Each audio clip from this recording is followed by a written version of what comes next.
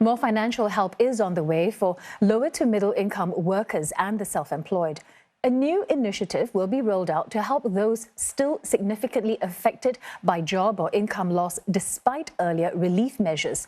The COVID-19 Recovery Grant will see some get up to over $2,000 in total when applications start on the 18th of January. Up to $700 monthly over 3 months will go to two groups, those who lost their jobs and those forced to take no pay leave for at least 3 straight months. Another two groups will get up to $500 monthly. Workers and self-employed persons who've seen their salary or income slashed by half for at least 3 months in a row. Those applying must still be facing a job or income loss. There are other criteria to fulfill. For instance, applicants can't be living in a house with an annual value of over $21,000. Prior to the impact of COVID-19, they should have a monthly household income of less than $7,800 or per capita income of less than $2,600. They must also have worked for at least 6 months over the last 2 years.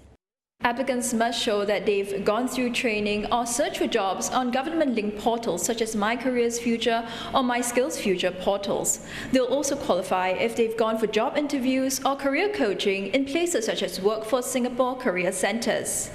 One volunteer who supports women from low-income families said the grant will help many of those retrenched. But finding a job is still the priority.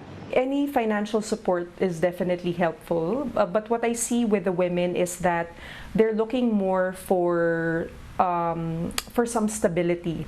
So although they are grateful for the money, the concern is after 3 months, where will they be? The labour movement said such grants for freelancers shouldn't be seen individually, but rather as part of wide-ranging measures.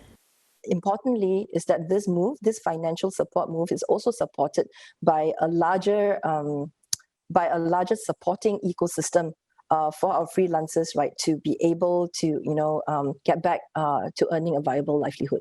She added that the government has already rolled out other schemes to support self-employed persons.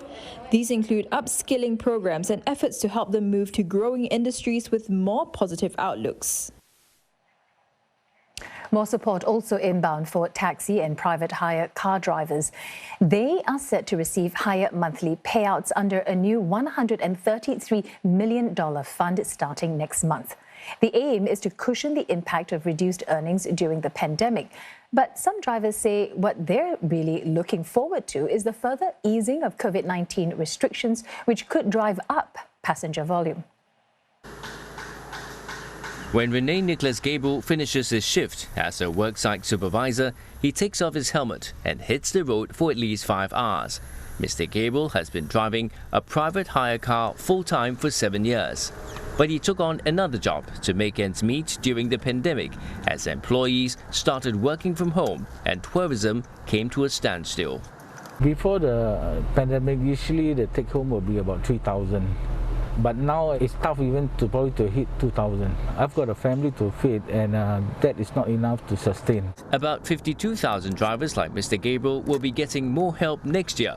Under the COVID-19 Driver Relief Fund, main taxi hires and full-time private hire car drivers will get $600 per vehicle each month from January to March and $450 each month from April to June.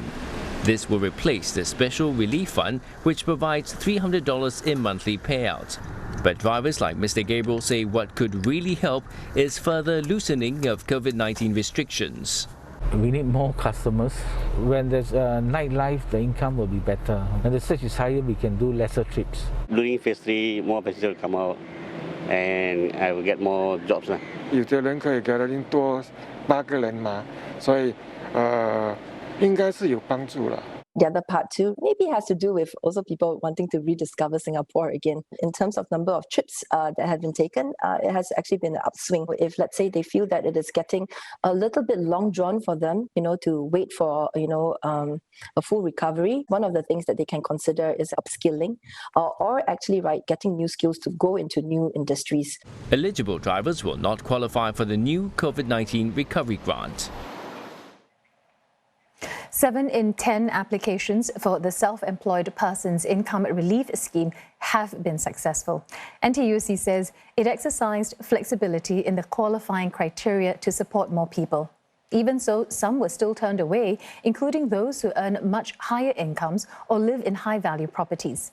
Others own 2 or more properties with their spouses or couldn't prove that they were self-employed. Applications are set to close at the end of the month. About $1.8 billion has been dispersed through the scheme to almost 200,000 people, exceeding the $1.2 billion initially set aside.